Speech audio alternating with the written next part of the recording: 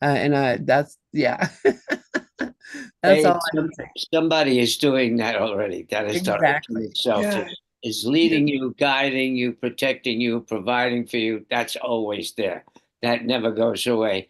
And that fear of success that he just brought up, I went through a whole thing with that. I had a program running in my head that if I'm too successful, I'll be way too happy and people will hate me. And that was a program running separate. When I brought it into my conscious mind and I could see it and let it go, that was another blessing. But you divinely guided every step of the way, darling. You ain't got nothing. You step back and just let God take over, okay? Yeah. That's exactly. I will be done. I ain't got nothing to do with this. If I get if that separate I gets in the way, then thinking starts, and thinking is woo. Exactly. So, well, good. I love you guys. Thank you. I appreciate your confidence, and I appreciate your being here to, I mean, if this is successful, it's because it's the family that built it, that made it, that is it. And because I could be over here talking to myself all day, every day, which I kind of am anyways. So anyway, let's get started. Iris, good morning, sweetheart. Good morning, Lynn. Good morning, all. Will you please pray us in? Yes, I'm going to pray us in.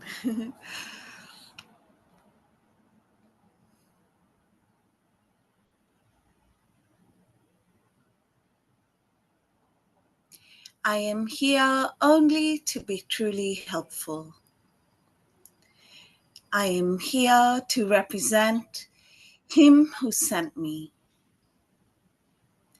I do not have to worry about what to say or what to do, because He who sent me will direct me. I am content to be wherever He wishes, knowing He goes there with me. I will be healed as I let Him teach me to heal. Amen.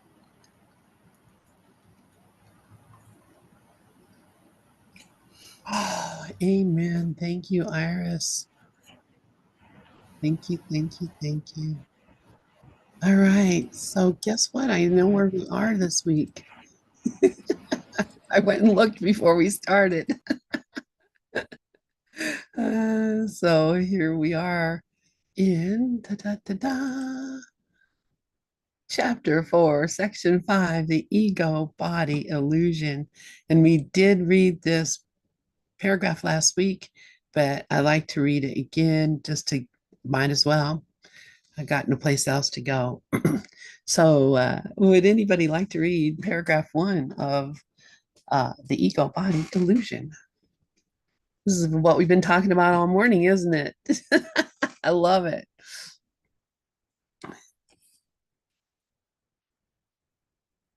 I'll take it. Thank you, Rafi. The ego body illusion. Boy, you said it. All things work together for good. Absolutely true. That whole sentence says it right there. There are no exceptions except in the ego's judgment. The ego exerts maximum vigilance about what it permits into awareness, and this is not the way a balanced mind holds together. The ego is thrown further off balance because it keeps its primary motivation from your awareness and rises control rather than sanity to predominance. The ego has every reason to do this according to the thought system which gave rise to it and which it serves.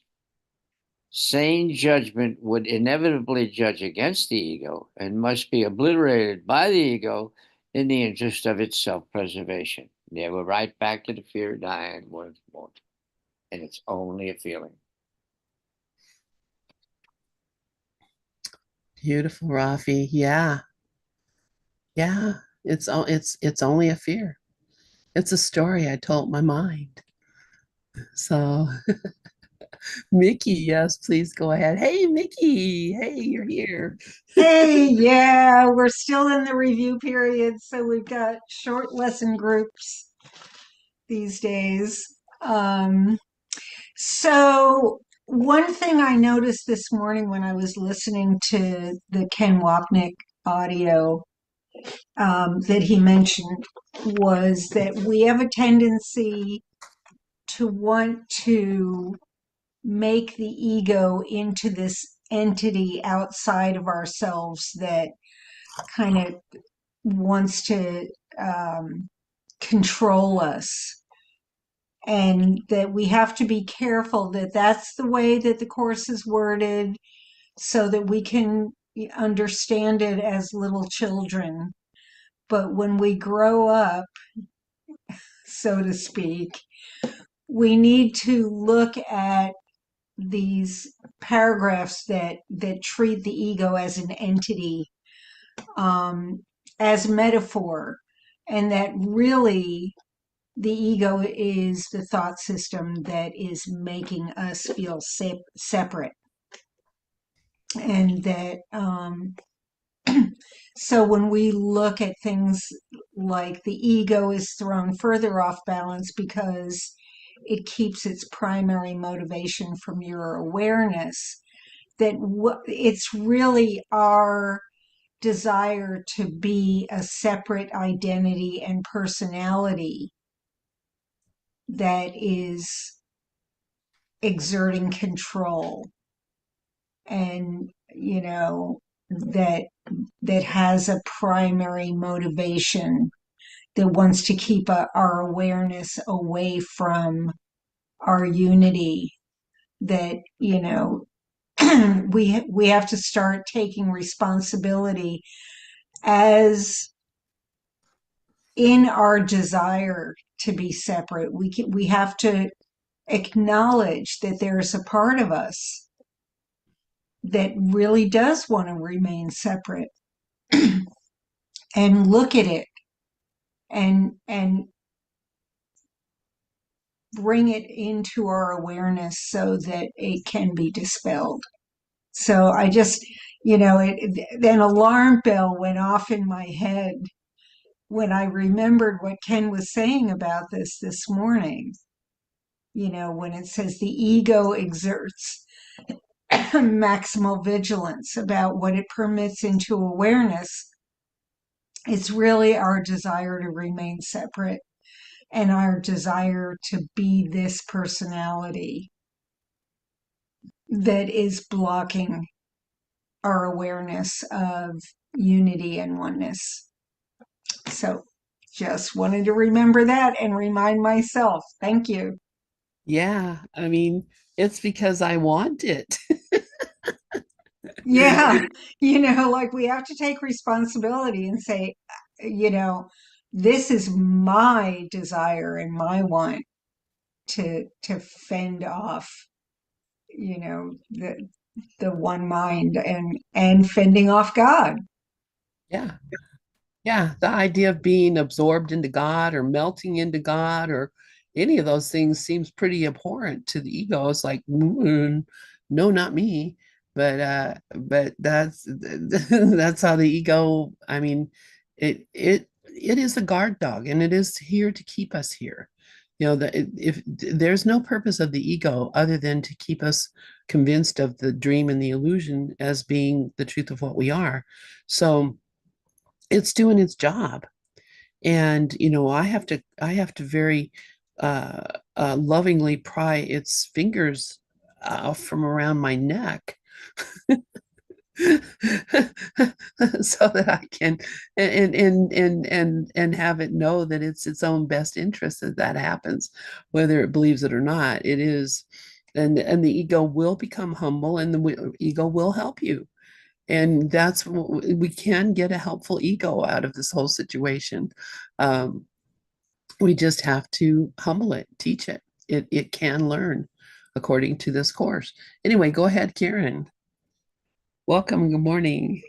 Good morning, everyone. Thank you, Mickey, for sharing that. It reminds me of when Ken shared about Gloria one time when she was teaching, she said, if there was a button here and you could press the button and you would awaken, who would press the button? And no one raised their hand. And no one raised their hand, number one, because of the fear, number two, because of the resistance, and number three, because it's not really a gentle way. I mean, in this course, he tells us that, how can you wake children in a more kindly way than by a gentle voice that will not frighten them, but merely remind them that the night is over and the light has come.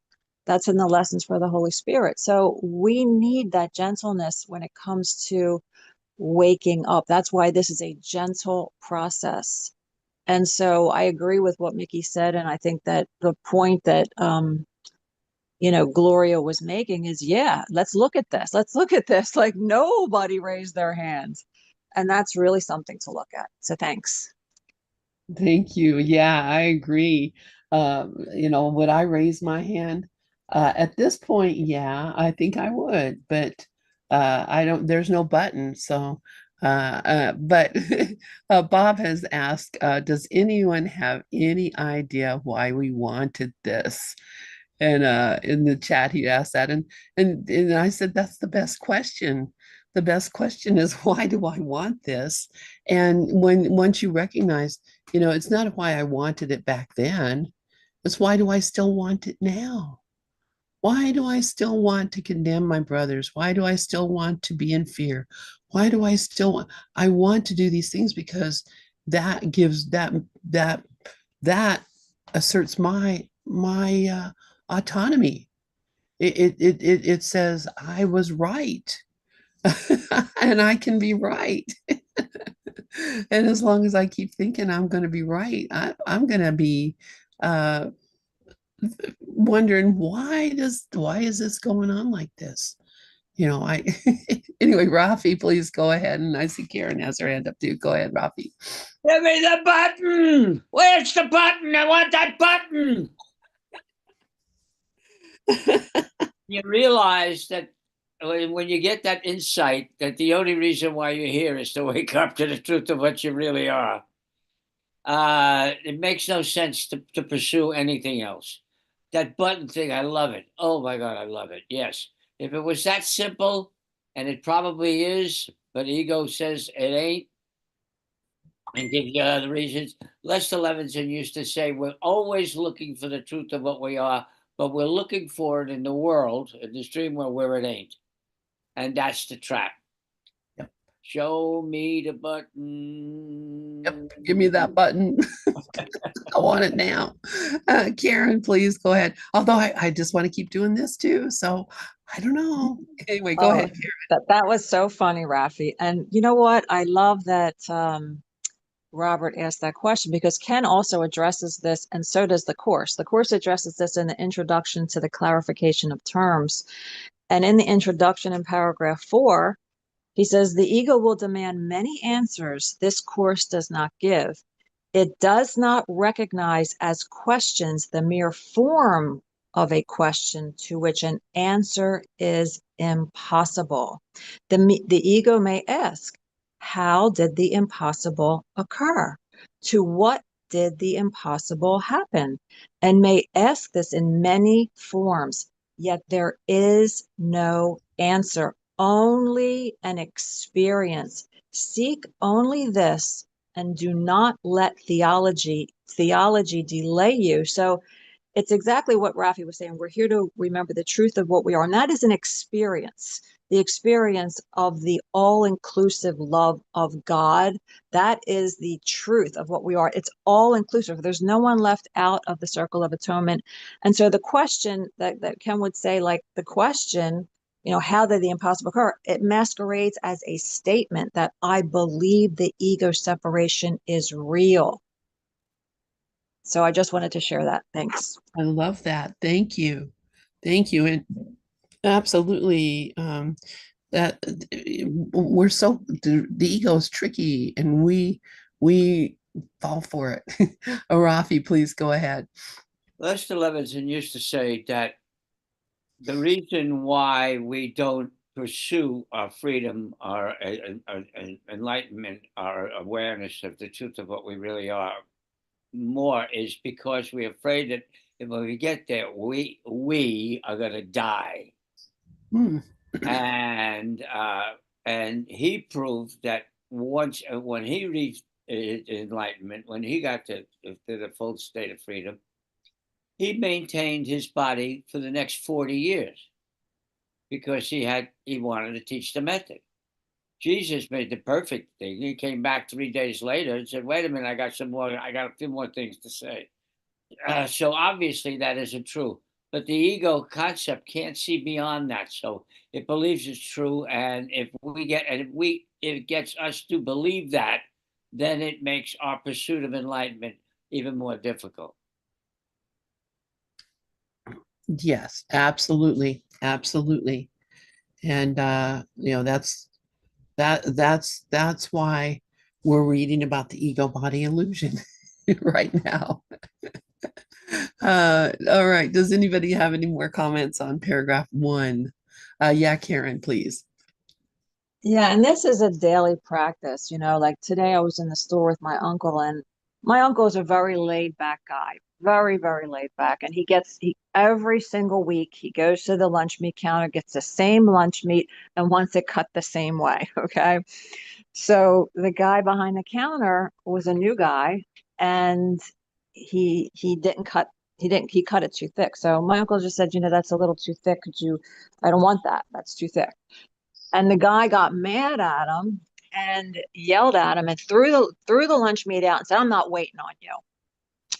So, my uncle had to stand there, and he's older and he's not well, and so I wasn't there. He explained all this to me. I was shopping around the store, but he kept us cool. He's a very cool, laid back guy. But he was upset. He was visibly upset. He shared it with me. And he said I had to wait there and wait for another person. I had to wait in line all over again and get my lunch meat. He said, "I'm going to go tell the manager." And he did. But he did it in a calm way. So we can be peaceful and still do these things. And he did, because it wasn't very nice the way he was treated. And so he let the manager know, even though maybe nothing will be done. It doesn't matter. He did what he needed to do. But I guess my point is to see that no matter what occurs in the world, in this world of form, we can still be kind and see our brother as a holy son of God and as that person, not person, but I saw that he was a person having a bad day, basically, is what I saw. I said, he was young. I said, he was probably hungover, who knows what it was? I don't know. But we don't have to get angry and we don't have to get upset. And that's what I'm working on, my reaction to what happens in the world and learning to be in the world, but not of the world. Thanks. Thank you, Karen. What a beautiful story. And I just I can imagine the frustration of on both parts, on both parties and both parts. And so I'm glad your uncle was able to keep his cool. And I hope the young person or the person at the counter learned something about customer service. Uh, I don't know. We don't know. All right. Okay. So let us look at paragraph 2. Um, we're getting deep into it. So who wants to read paragraph 2?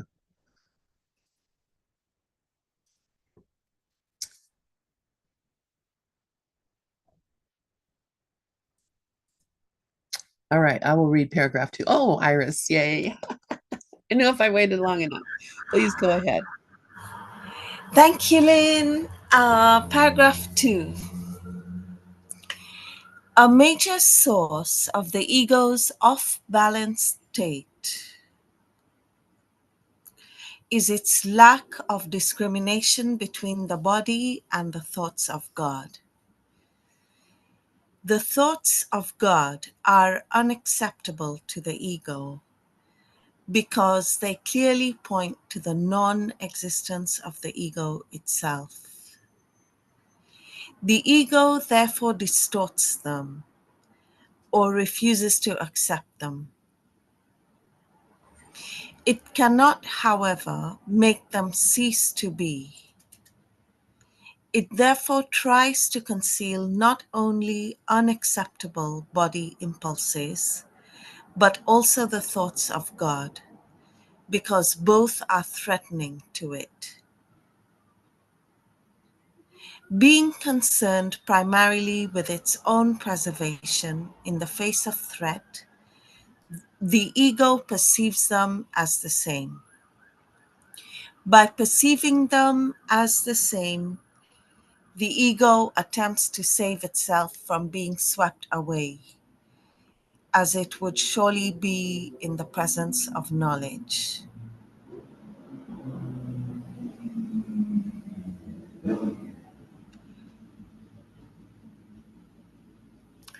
So it's a not that it's very like uh um I had a different thought about this quote ego, and like um I was listening to this audiobook, um and like the ego actually is uh like we know that it's a thought system, quote, a thought system, and it's based on survival, and survival, like those four things from the Sedona method come to mind, like approval, wanting safety, wanting survival, and like in that book it says like wanting separation, or even wanting oneness. And it's not that it's like it says that it's not that it's bad to want these things, quote, like, I mean, it's that we're not asked to let go of uh uh the thing itself, like the oneness or the approval, but it's like the sense of there being a wanting it, like uh the sense that is a want, because want is the same as lack. So if I want safety, for example, or security, uh it's not wrong that we would want that, but it's the fact that we think that it's lacking. And so we they encourage us to like let go of the want, because when we let go of the wanting, we will find that it is here, and intellectually that makes sense.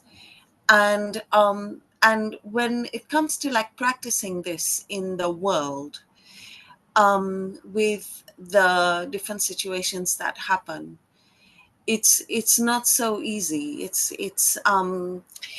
It's like with, because like with every kind of situation that happens, uh that in a sense, like it just pulls the rug from under our feet. Our natural response is going to be fear. It is going to be fear. And like uh but I think where we get helped is that we learn to recognize this, and we learn to recognize that like all this response, like the way that we are responding to this is coming from this this survival mechanism, where we don't really believe that we are safe. We don't know this for sure that we are safe, which is why this comes up. And but it's like to recognize that like that's why, like when Lynn said like keeping our cool, I just thought, yeah, because like when the rug gets pulled from under our feet, and it will happen, like we begin to recognize this response is coming from this like Larry's words come to mind, this amygdala hijack, like that is because initially we can't see that this is happening for the good. We just get afraid because our mind doesn't understand like that it's happening for the good. So like it I've seen that many times in like just that something will happen in and later on it is that I realize it happened for the good. It was the way I would not change it. And so but I mean, it's good for even like that dim recognition, even however dim it is, it's still something. And uh so like when it's saying like just this off balance state, and this just is like the this is like the animal or the human perspective, and yet we are not really the human, and etc. So like uh we are the Christ, but we don't really know that. um we don't really know that, which is why like we experience this two kind of two feeling type of things, like this duality. And so I'll just hand back to Lynn. Wow. Thank you so much, Iris. That was just perfect. Honestly, you have to listen back to this, okay? I will replay it later, and you listen back and hear what you just said. It was just lovely, and in that dim light is at the end of the tunnel. And once we hit that into that tunnel, it's going to be so bright we won't be able. Our eyes will just go crazy. So this is, thank you so much. That's just beautiful, Iris. Karen, please. That was absolutely brilliant, Iris. Thank you so much. I loved everything that you just shared. And I love what you shared about the wanting to be at one, or just the wanting is the same as lack. And that also we're not really here to really, he tells us that in the course, I'm paraphrasing him kind of, but he basically says, we're here to relinquish the ego, not destroy it. It's all a gentle process, and it's all process. Just relinquish it. We just let it go. That's all, you know? And we look at it, it's all about forgiveness. But I really loved what you shared, that when you said, number one, letting go of the want, that is a form of lack. But number two, I loved when you shared the mind can't understand that it's happening for the good. And that's what we're learning here, that as Dove put in the chat, and we just read it, all things work together for good. There is no exceptions except in the ego's judgment. So what I'm learning is what's happening here. Number one, I'm learning from experience, because this is how the past can be helpful. My biggest in this world of form so far tragedy was my husband's suicide. And you couldn't tell me that that was all happening for the greatest good until I went through the experience of the healing, of the forgiving. And now I see that it was for the greatest good. So by having that experience, I can see that everything's happening for the greatest good. And what's really happening for the greatest good is that I'm learning that I'm able to see that it has nothing to do with what's happening in the world, because that's not why I'm upset. It's recognizing that the cause of the upset is in my decision. It's in my decision to listen to those ego thoughts that aren't true. That's the healing. Recognizing that the mind, when the mind understands it's happening for the greatest good, because it's happening to show you that you're making this up, that there is no world outside of your mind. That's what's happening for the greatest good for me. That's what I've been noticing lately. But it's also, as I said too, from recognizing when you go through these horrible things and you think it's the end of the world or whatever, and you recognize, oh my God, I am grateful today for that experience that I thought I could never get over or overcome. So thank you so much. That was so perfect, Iris.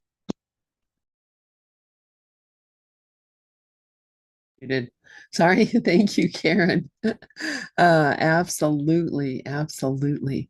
And this is how we're healing all of us. That the idea of lack, that I know I think the course says that that first what happened was we had the tiny mad idea, then we felt guilt, and then we went into fear. And so, the guilt and fear all come from the first thing, which is the idea that we had sinned. And what was the sin? It was a thought of lack. It was a thought, it was at some point that said there could be more than heaven. There could be something more than what God is giving me here, or more than what I have, or I could have this for myself and no one else can have. I don't know what that tiny mad idea was. All right. But I know how the mind of Lynn thinks. And so, if I'm looking around at anything and finding it lacking, it's because, I'm doing the tiny mad idea and thinking things should be more. So I think honestly that idea of lack and more was the sin. And even if you look at the Bible, the story of Adam and Eve and the apple and everything, what was it that the serpent was offering to Eve when it said, "Eat of this fruit, and you will have what? The knowledge of good and evil." Actually, there's two trees in the garden. One that's the not life and death, and the other one is good and evil. I think it's basically the same thing, but that idea that there's something God was holding out on me, there's something called good and evil. There's something more that I can know than what God has given me, and I want to find out. So that is basically your tiny mad idea right there. And everything we do now in the world is either supporting that thought that there's still I'm lacking and I need more, and whatever. Or we can recognize that that never happened and we have everything always. And the only reason that we're believing that we don't is because of the limitation of our sight. Our sight is so limited to seeing the things of the world that we do not see at all what we really have and what we really are. If we could see what we really have and what we really are, you would see that this is shit.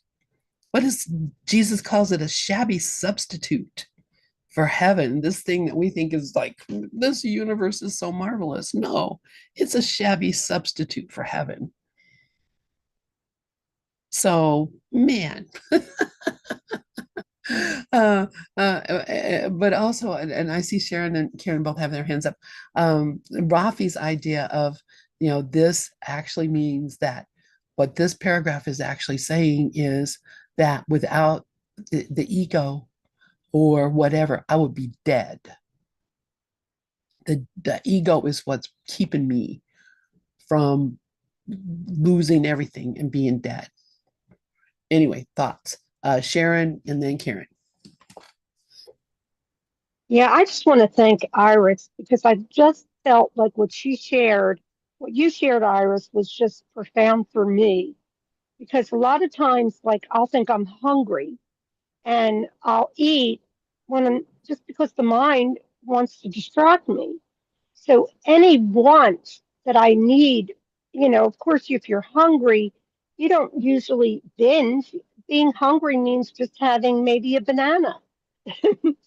But when I sit down at night with my husband and we watch different things on TV, it's kind of like I'm not realizing because I'm falling unconscious again, especially with the television, with shows. You just go. What I'm doing now is looking at it with spirit, looking at the movies with spirit.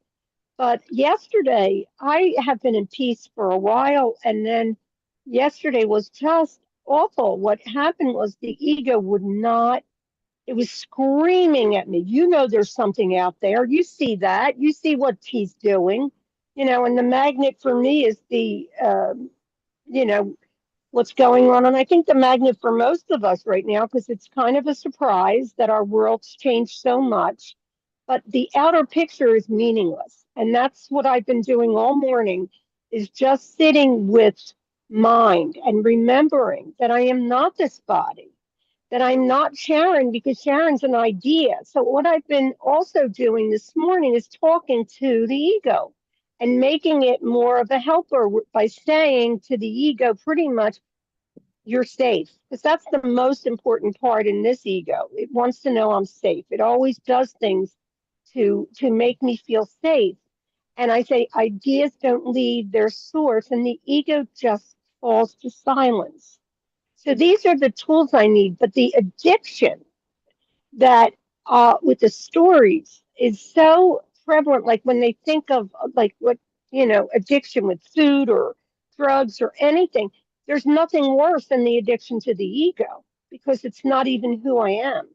I'm living in a full self, which I thought had a lot of meaning, and it has no meaning because it doesn't even exist. In a dream, it's ephemeral.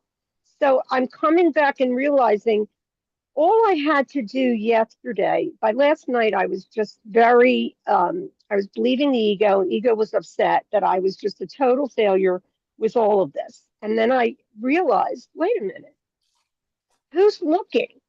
The one that's looking is the Holy Spirit, is the knower. Who's looking? So catching myself, that's the whole secret here. If the story goes too long, you go, oh my gosh, I got to catch myself here. I'm not that. And then that's it. And then it's just let's get on with whatever this show, because it's just me and me all the time. There's no, it's funny because I live with somebody that doesn't practice this. So it can be a little bit of an addiction for me to want to talk to him about, when he starts talking or I start talking and we have our judgments about what's going on, because it is really a very good lesson here that we're all learning that love is the only answer and to look at the awareness. Keep your attention on the awareness. And that's just the discipline of the Holy Spirit. It's just saying, I got to choose again. This is not working because what's going on in the illusion is phenomena.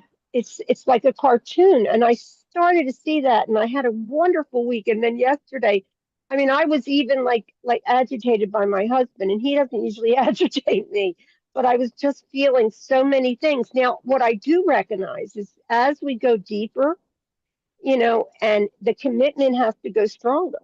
The depth of this mind of guilt is deep, deep, deep. And it's very simple, but not easy. So support is necessary, kindness to yourself, and just what Iris said, because I have this to take with me after today. No wanting, because why would I? You don't even need much to eat. How much do we really need to eat? Like, I think I need big portions. No, I don't. So I just want to thank all of you. Thank you. Thank you so much, Sharon. And yeah, wow, that whole thing of these habit forces that come up to us that keep us, caught up in this dream. And you think, it's just hard to pay attention all the time. It's hard to pay attention and look all the time. Prudence played a song this morning, which I'm going to ask her for. She probably sent it to me, and I don't even know it because she sent me so much stuff. But he was singing about whenever I go and I see a place where there doesn't seem to be love, I look for it.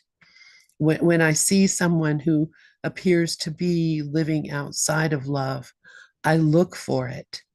And I think that's such a beautiful thought, but a beautiful practice. Just look for it, and that's again, our friend Lee Jampolsky, when Robin Busfield asked him, how do I how can I stand this, live through this? And he said, look for the love. Just look for the love. Mr. Rogers' mom said, look for the helpers. That's it. Forget about this other crap. Karen, yes, please go ahead. Absolutely beautiful. Gosh, everything's being so beautifully shared today. Um, I was only going to share one thing, but now that Sharon shared, I just want to comment on one thing that I was triggered by, because it's not always easy, but what is getting easier is that I don't stay there. And what Sharon said that was so important is catching yourself. Catching yourself is so important.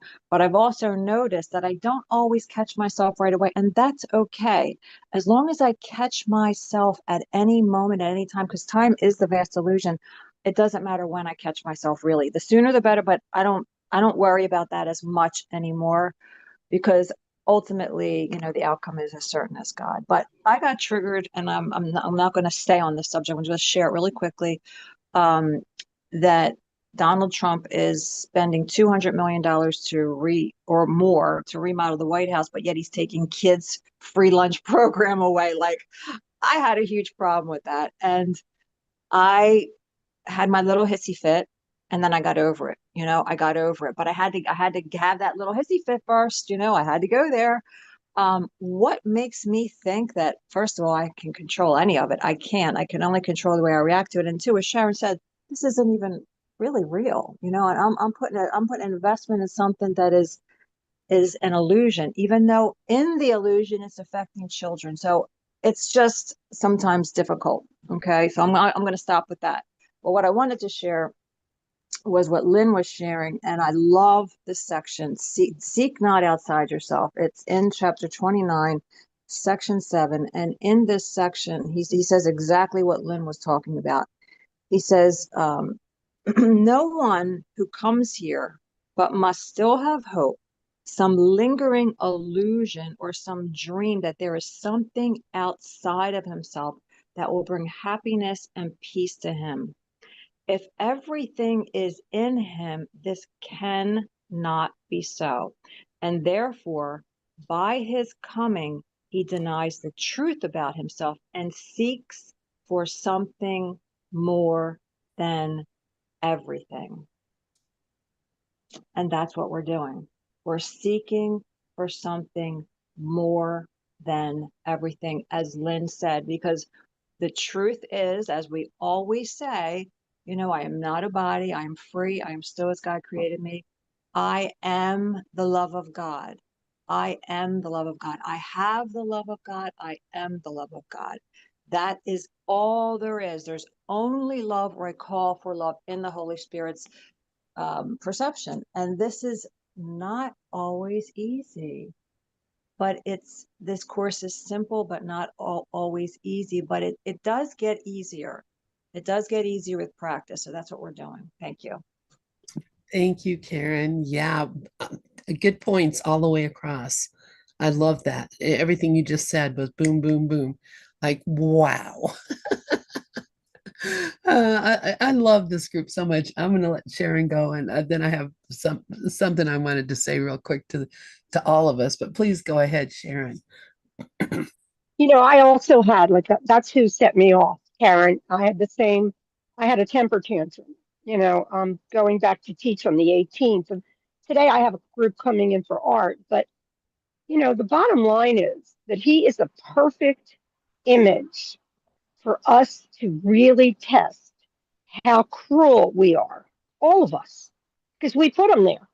It was almost like a vote, like, let's get the cruelest person to really get us to wake up. And that's really how I feel about the parties playing. But again, he's still the Christ. So I I go back to that. But Karen, yesterday you came to mind. I thought I should call Karen because I wanted to bitch. I wanted to complain. Who wants to complain to who? I'm only talking to myself. So I was just brought to this Robert, it was Robert Adams' teaching, and he says here, catch yourself all day, begin a program. You begin to identify with the world, you forget about reality. The method to remember is to catch yourself all during the day. Who believes this? To whom does this come? Who feels this? When you say, who am I? For some people, it is better to say, who is I? And that's in the inner Ramana. Who is the I? There's nothing there. That's what's it's a thought, and then I get swallowed in what my ridiculous opinion of how. And so then I have to look at the fact that in A Course in Miracles, Ken Wapnick has over and over said we must look at our hatred. We must. And I've always been afraid of it because I had that during it was hate of myself during my second depression postpartum, where I literally was trying to find a way that I could be disappear, but not have anybody believe that I was going to kill myself. Because I had a very, Karen can relate to this. I don't know how many people have had very serious depressions, but this was a postpartum, and it was really painful. But the hatred that I felt for myself, the things that my mind was telling me to do, and look, I always, as a character, I always cared about the most vulnerable. So who am I? Who is the I? Where did it come from? And then we come back to the space of love, because love is the only power that can ever heal us. But we have to laugh when we do mess up, because we did put this character there and all the little people that are on his. Because by the way, it's not in the way I feel about this administration, it's all of them. It's kind of like, why are they being so cruel? Because we are cruel. That's the thing that I have to look at, my own cruelness. Because if it's in there, if I'm seeing it, that means it's still in me.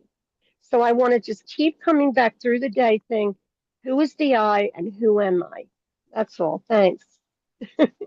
Thank you, Sharon. Thank you, Sharon. And Elizabeth says, judge not lest ye be judged. Would you rather be right or happy? Bound to hell, judgment. Oh, I gotta close this up to be able to see it. I see Mickey has her hand up too. Bound to hell, or free from what I can't. There's things in the way. From both. Forgiveness is the key to happiness. God's will is perfect happiness. Choose again this instant. Thank you, Elizabeth. That's it exactly. And so what? Okay, because I have chosen to see it a different way, and seeing it a different way makes it just so simple. That what we call money, that $200 million that these whomever is doing to build this grand ballroom at the White House. All right. For one thing, I agree they need that. And I heard his thing. He said it's terrible when we have these big events and we put out all these tents and then it rains or something, and then all the ladies, their dresses get ruined and their hair gets ruined, and we just need a big ballroom if we're going to have big parties. And I have to agree. Yes, please. Yes. If I'm going to a party at the White House, I don't want to be standing out in the rain and the mud. I appreciate that. That's great. Well, yeah, $200 million that could have gone to feed the poor. Why did you put that oil on his feet? We could have gotten 200 silver pieces and fed the poor. That's not how it works. Those things are not interchangeable. You can't take that $200 million and give it to the poor, because that is not what it's there for. It's there for that ballroom. And that ballroom, believe it or not, there are architects, there are builders, there are people who drive trucks, there are people who build furniture, there are people who design and do everything that takes to make that happen. There's like hundreds, maybe thousands, that in their wake, the product that they use to build it with, all the different things that are happening, all are coming as a part of the evolution of that thing being, and it is it comes out of the wholeness. It comes out of the wholeness. It doesn't come out of your pocket. It comes out of the wholeness. And there are thousands, maybe millions of people all over the world that are affected by this one thing. We're building a ballroom and we're going to spend 200, what are we going to stick $200 million in our pocket and build a ballroom? No, we're going to pay people to do it. And that is a boon to many people who need a job right now. So I look at it and say, hooray. Let's move this stuff around so everybody can have what they need and live their lives. Let's do that. Let's be happy about it. Let us, stop complaining about what minutia. It's basically minutia. Money is nothing. Buildings are nothing. Bodies are nothing. Food is nothing. These are all things that are just things we think we need because we ran away from home. And until we go back home, we're going to have to worry about this stuff. So I'm not worrying about this stuff. I'm worrying about getting home. And when I go home, we all go home. So that's, thank you. That's the first time I saw something like that. And it actually got the inspiration to see how it really, a better way of seeing it. That ballroom changed me, if you know what I mean. So Mickey, please go ahead, and then McKaylee. Okay, I know we're running out of time, so I'm going to try to be We're quick about this. But all of the things we're talking about for the last half hour are our judgments about what we think is going on. It's our thoughts that about our thoughts and our opinions about what is appearing to be happening that are twisting our whole sense of the appearance. And I love what it says in this paragraph. I'm going to bring us back to this paragraph again because a sentence jumped out at me. Thoughts of God are unacceptable to the ego. Our acceptance. So thoughts of God, our acceptance, our trust, our willingness. I can't remember all the other words we went through the other day of what is going on. Thoughts of God are unacceptable to the ego. Our peace of mind, what Lynn was just talking about, and what Karen was talking about when her uncle, was displeased with what was going on. Our thoughts that of what Sharon was talking about, of what's going on. Our thoughts of acceptance. Our thoughts of God are unacceptable to the ego because they clearly point to the non existence of the ego itself. If we can take in that trust, that willingness, that acceptance, then it points to the non existence of the ego itself. All we have to do is go into trust, and the ego becomes non existent. And Karen just put in there is no order of difficulty in miracles because every problem is the same. If we accept the appearance of what is going on, it points to the non existence of the ego itself. Thank you. Thank you, Mickey. Absolutely. Thank you for bringing us back to that. Just so beautiful. McKaylee, please go ahead. Well, I love how you pointed that out, Lynn, about about the ballroom and to look at it from a different perspective. And I love how Mickey brought up non-judgment. And, we don't know what anything is for. And Dove wrote in the chat that Donald Trump said he's using his own money and the money of donors who support him to build the new ballroom. And maybe, I wouldn't want to go to a party where I was in mud and my hair got all wet. So I'm not going to judge it. And so I really appreciate the way that you brought up to look at it in a different way. So thank you. Thank you, Michaela. Dove, yes, please go ahead.